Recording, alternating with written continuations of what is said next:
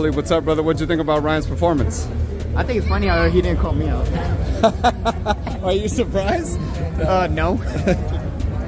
Here, but we gotta ask, what do you think about that Ryan fight? Went pretty good. He did his thing. Yeah? It was a masterclass performance. That jab he was popping, the way he was calm, cool, collective, literally.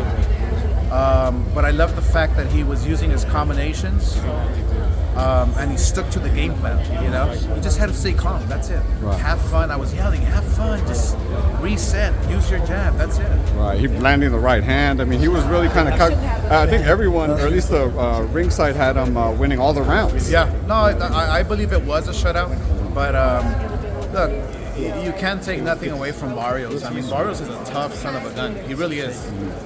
Got Right. champion, first champion, right?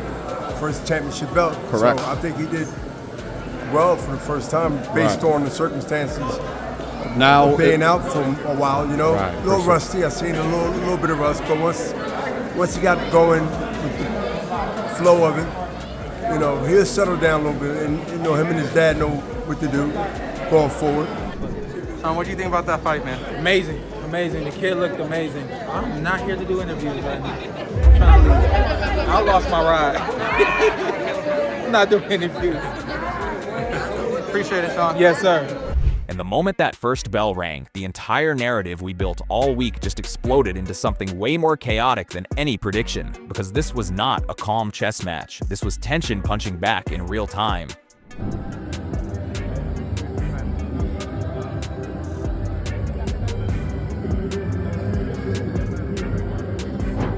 I did expect him to get back up. And I told Holly, look, he's going to get back up. It's going to be a long fight. It's going to be a 12-round fight. Barrios is a world champion. He's nothing to lose. He's still a great human being, a great champion. And, you know, he was just outclassed by a fast. David, what'd you think about Ryan's performance, man? It was a good performance, man. He looked good. He looked good. He had good jab, good movement, good body shots, and bro, his speed is crazy. You know what I mean? So I feel like there's a lot of good fights from him at 147. You know, this is a good bounce back from him because this is coming back from his first loss. I mean, from his loss with Rolly, and now he's a world champion again. So, you know, not only did he gain his confidence back, gain his mojo back, and now he's going to be a force to be reckoned with at 147. Do you think Devin Haney rematch seems to be the obvious thing, I think that's right? the only thing that's appropriate. You know what I mean? That's the only thing I want to see. You know what I mean?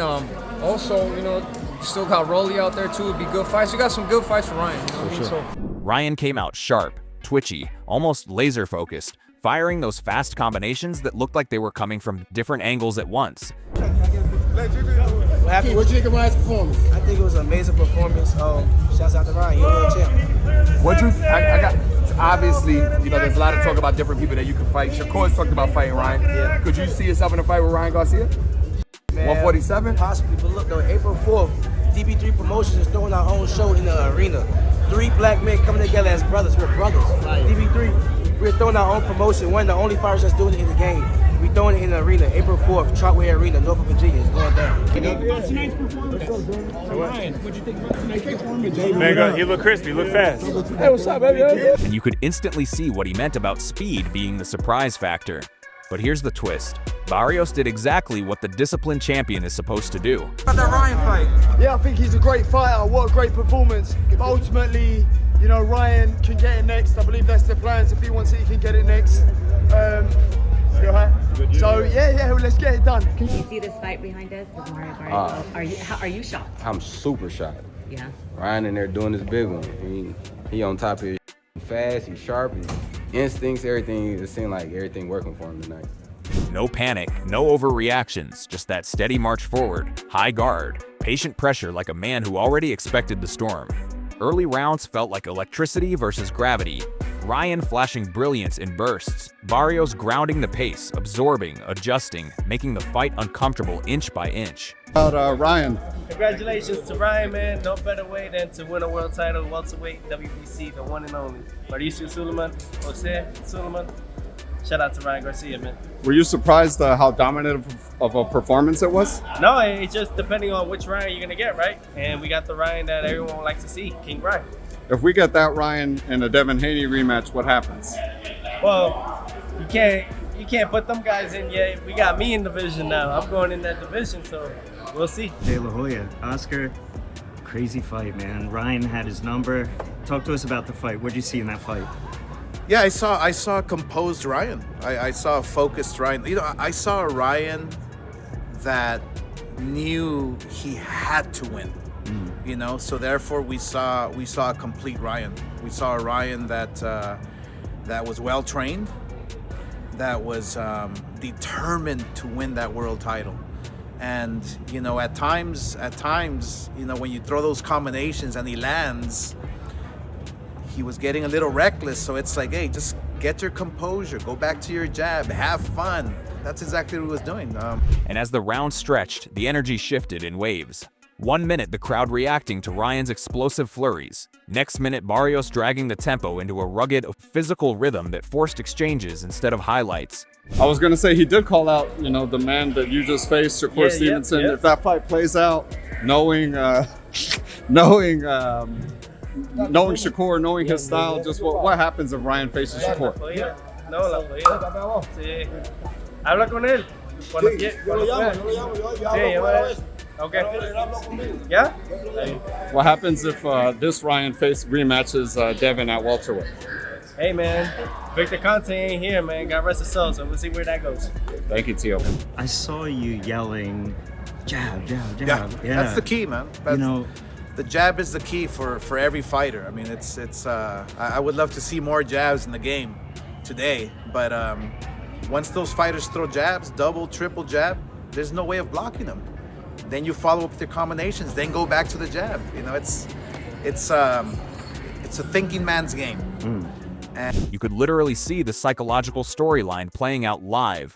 Urgency against composure, momentum swings against structure.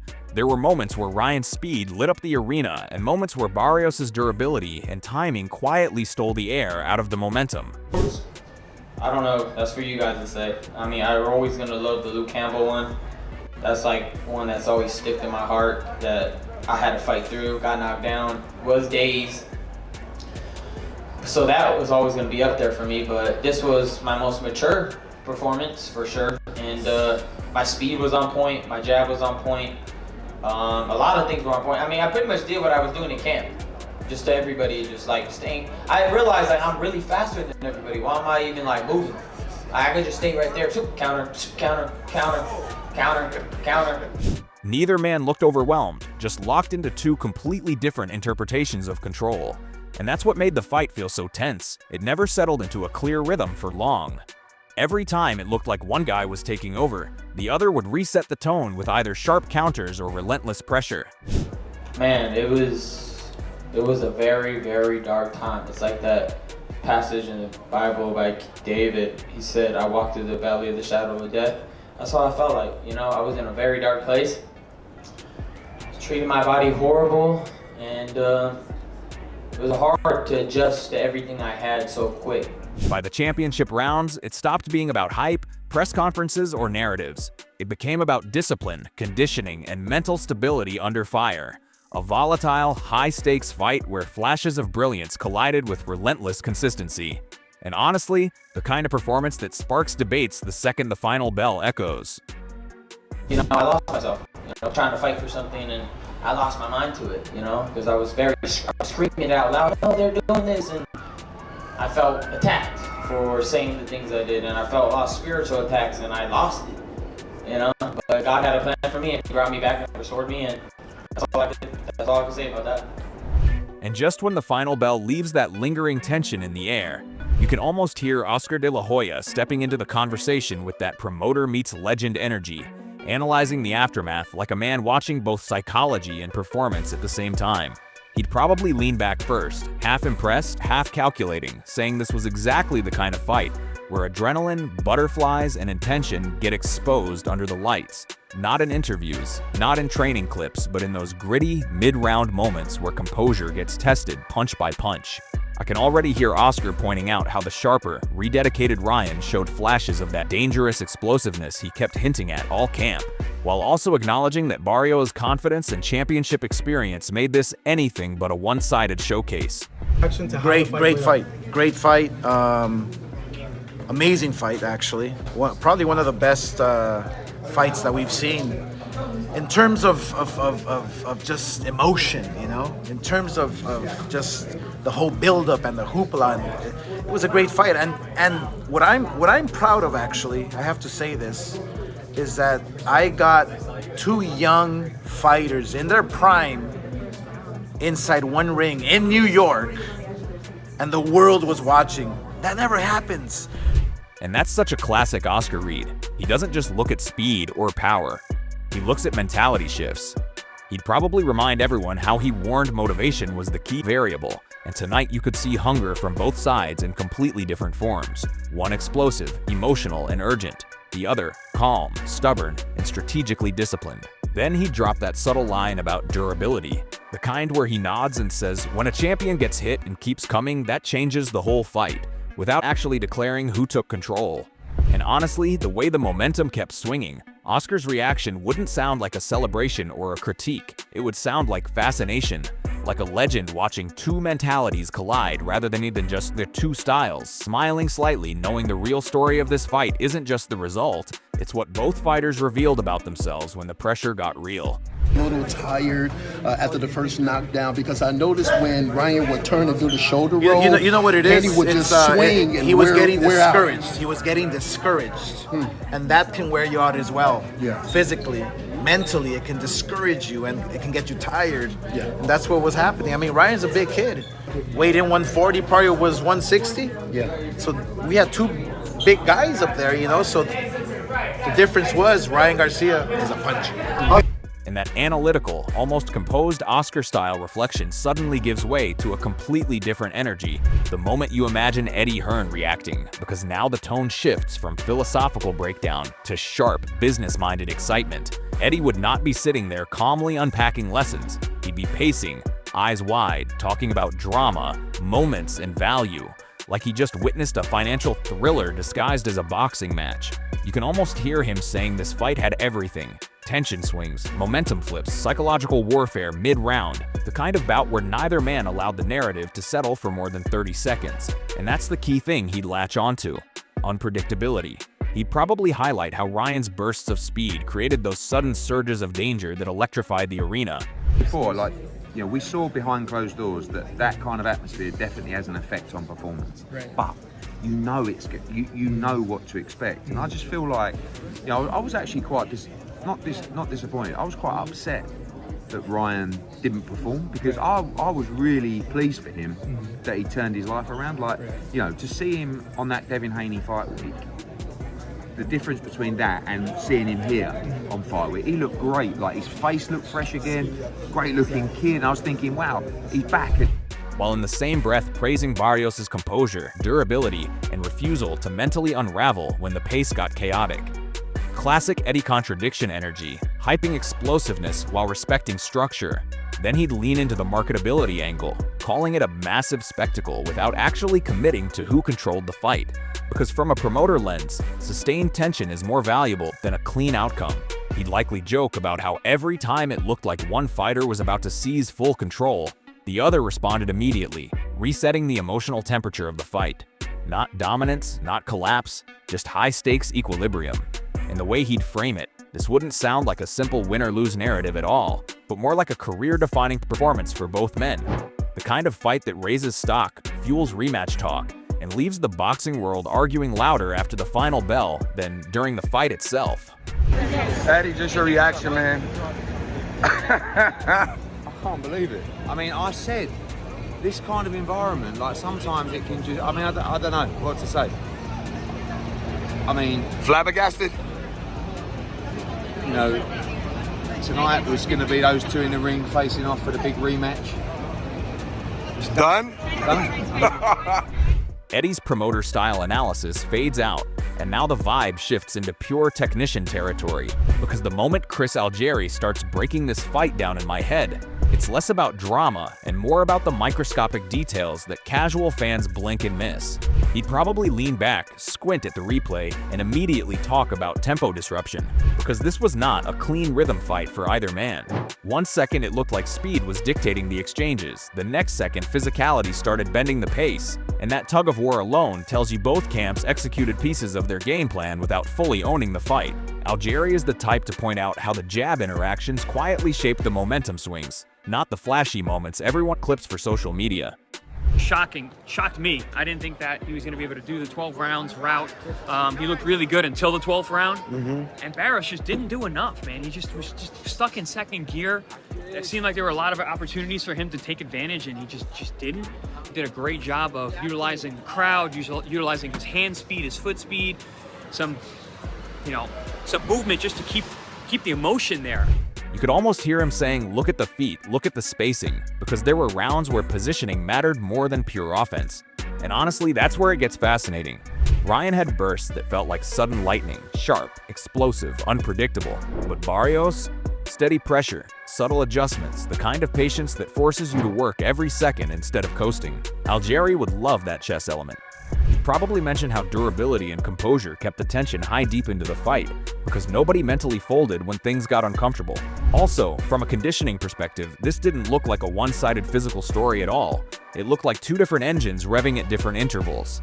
One built on speed surges, the other on sustained output. Technically messy at times, strategically fascinating throughout. The kind of fight analysts rewatch 3 times while fans just argue about it once.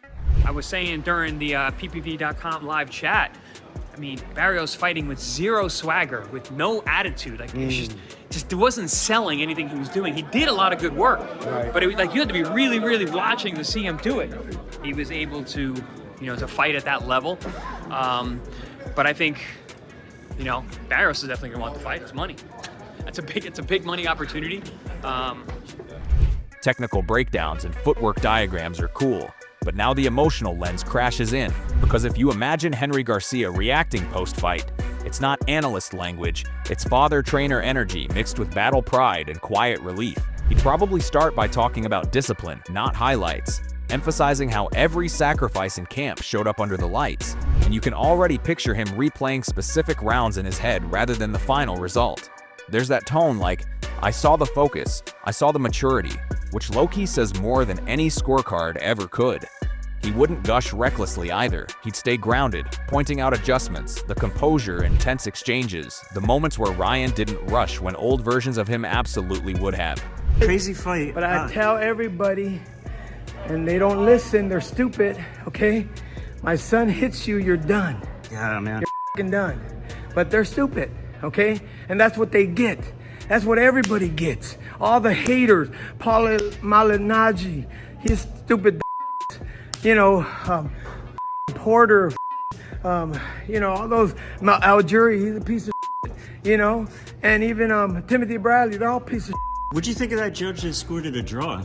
That's up. Yeah, right?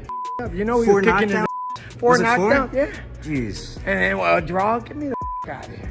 That contrast alone would sound like a proud coach watching growth in real time, not just punches being thrown. At the same time, he'd absolutely give Barrios credit, calling him tough, durable, and mentally stubborn in the ring, the kind of opponent that forces honesty out of a fighter whether they like it or not. You can almost hear Henry praising the discipline on both sides while subtly highlighting how sharp preparation met real resistance. No wild celebrations, no dramatic declarations, just controlled satisfaction layered with that classic trainer mindset of we can still be better. And honestly, that kind of reaction hits different, because it doesn't scream victory energy, it screams process validation, which makes the aftermath feel less like an ending and more like a checkpoint in a much longer fight story. Okay, for hating on my son, you're a piece of shit. Henry, how proud okay? are you? I'm very proud, and I can't stand the people that went against him, but you know what? I'm glad. I'm glad you lost. I'm glad you lost a lot of money. I'm so glad. You gotta listen to me. I would tell people, I would text you, if my son hits that guy solid, he's either gonna wobble or get dropped. Did I lie? You didn't. Garcia, what were your... Yes, he's totally focused. He'll drop down to 140, but honestly, he's 147. By the time you zoom out from all these reactions, the real picture of this fight stops looking like a simple result and starts feeling like a psychological case study under stadium lights. You had speed bursts colliding with disciplined pressure, emotional surges clashing with championship composure, and momentum swinging so often it felt like the fight itself refused to pick a permanent narrative. The post-fight voices we imagined all focused on different truths. Oscar talking mentality, Eddie talking spectacle, Algieri dissecting tempo and spacing, Henry focusing on growth and discipline. And that alone tells you how layered the performance really was. This wasn't a clean domination story, it was a tension story. A fight where flashes of brilliance kept getting checked by durability, and steady structure kept getting disrupted by sudden explosiveness. One fighter revealed urgency, hunger, and sharp offensive surges. The other showed resilience, patience, and that champion-level refusal to mentally break when momentum shifted. And that combination is exactly why the final bell didn't feel like closure. It felt like ignition for debates.